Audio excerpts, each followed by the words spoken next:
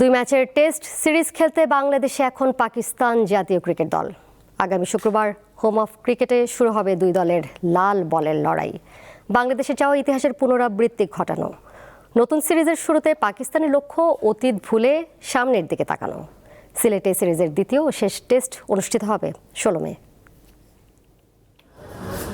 পাকিস্তানের জন্য বাংলাদেশ সফর এখন আর কেবল একটি সিরিজ নয়, 2 বছর আগে স্মৃতিতে রয়ে গেছে এক তিক্ত অধ্যায়। সেইবার রাওয়ালপিন্ডিতে বাংলাদেশের কাছে 2-0 ব্যবধানে হোয়াইট ওয়াশে লজ্জা পেয়েছিল তারা। তবে নতুন সিরিজের আগে অতীত ভুলে সামনে তাকাতে চান পাকিস্তানের অধিনায়ক শাহিন শাহ আফ্রিদি।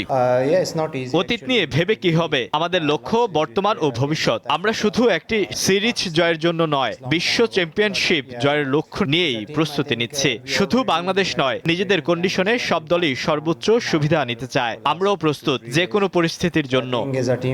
গেল বছর অক্টোবরে দক্ষিণ আফ্রিকার বিপক্ষে খেলা সবশেষ টেস্ট সিরিজ পাকিস্তান জিতেছিল 2-1 ব্যবধানে। বাংলাদেশও গত বছর নভেম্বরে টেস্ট সিরিজে 2-0 ব্যবধানে হারিয়েছে আয়ারল্যান্ডকে। মাঝের এই সময়ে টি-20 ক্রিকেটে ব্যস্ত ছিলেন দু দলের খেলোয়াড়রা।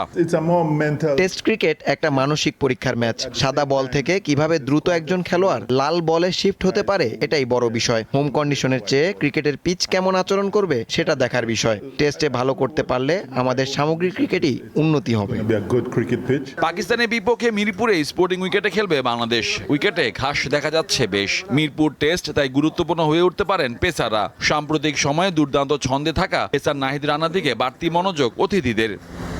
মোহাম্মদ হাসিব, দীপ্ত স্পোর্টস, ঢাকা।